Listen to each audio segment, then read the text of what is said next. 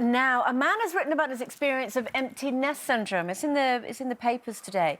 And it's really interesting because obviously as a programme hosted by women, we talk about our kids a lot, and we talk about, you know, right the way from, you know, baby blues and this sort of thing through to the sadness of when the children leave home. But something that we don't necessarily touch on, which we thought would be interesting to do with you here today, is how a man feels, obviously, when the kids grow up and leave home. Well, I'm very lucky because a lot of my kids have grown up. No, they haven't. Yeah, three of no, A lot of them have. 8 children, right? So it's hard to keep track. the 2 youngest are still at home, so I'll talk for them. OK. Penny and I love a day without the kids. One day, we miss them terribly.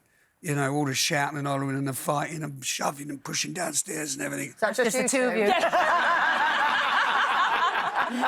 I miss them terribly. I really do. What do you do when you're away, then?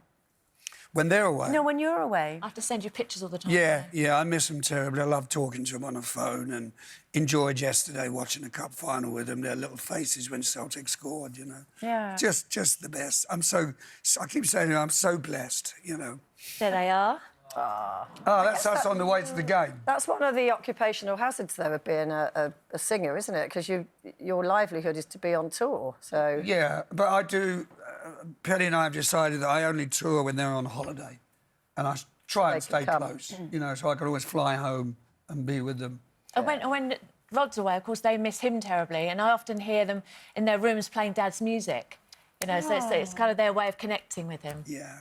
What about Gary? Because obviously you've got... There's 3 kids between you. Yes. Family. Well, I think, so baby Grace, as he calls her, who's about to be 16, obviously she's getting more independent, so she's kind of in and out a lot more, and he's bereft. And it's funny because the older 2, I think that when it's the youngest, particularly with men, then men start to think, oh, when the youngest goes, that's kind of it.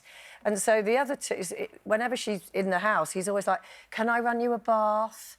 You know, would you like me to put a hot water bottle in bed? And the other 2 are like that, going, who's he? He never did any of this for us. Is there a bit of that with you as well? Because I guess when your older ones were young, you were away a lot, weren't you? Yeah, I was, yeah. I don't think that... I think if I asked one of the boys to go and do a hot water bottle for me, they would. And I do love a hot water bottle of an evening. Sometimes you'll kind of be spoiling Aidan because you've set up this football club for him. Yeah. And then I'll go, darling, remember, buy something for Alistair as well, because he'll feel left out. So we do, you know. But you're very generous with your love and your time with them. It's great. So tell us about these football clubs, then. This is your new passion, is it? Yeah, he's 9 now, so it's an under-10s, I believe, is it? He's 8, and so it's under 9s. Under 9, so... You're supposed to be the manager. You're supposed to know these things. Under 9, so you get 9 in your head. Yeah. But it's the first time round that the team have played and we've set up. They've got all the Celtic kit, but with our own badge. Yeah. And they've played 10 games undefeated. Undefeated in 10, and it just makes me so proud. Yeah. You know.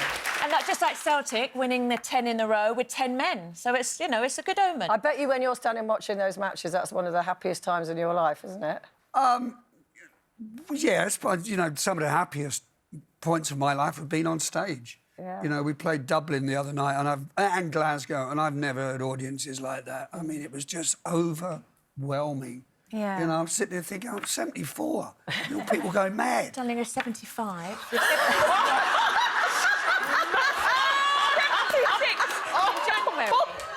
No, I'm not. I'm 74 now.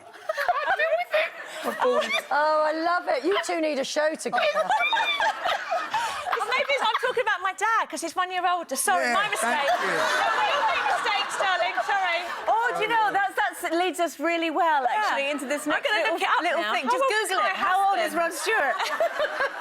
1945 I was born, when the bombs were dropping. You carry on. Carry on. It's in his autobiography, Yeah. honestly, if you Google it. She hasn't read it. She hasn't read it. She hasn't read it. No, we're talking about the old empty nest thing. You're not going to let your kids leave. Well, my son left home and I started crying. I was crying for like a week. Oh. He's 30. Oh. Well, actually, he's 29. I better change that one as well. You know. But I was really, really down.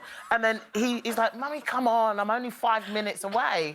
But 5 minutes is 5 hours. It's just I'd rather just keep them there, you know. Sorry, friends. Penny and I are laughing because she's literally Googled how old is Rod Stewart, and it's I'm saying you're older than you really are. Yeah. I'll And get very there quickly, eventually. I always wanted think to how say- incredible he looks for his age. Like, oh, he's 80. Can you believe it? I mean, Just very quickly, because we're running out of time, but we've seen, like, Bohemian Rhapsody, we've seen Rocket Man. Yeah. Surely it's time now for a biopic of your life. I would absolutely love it. My 2 youngest boys have offered to play me when I was young, and especially Aiden. He looks exactly the same as I did when I was that Any age. writers out there? That would be wonderful. And the new album, You're in My Heart, Rod Stewart with the Royal Philharmonic Orchestra, is out now, and he's on tour. Thank you so much to Rod Stewart.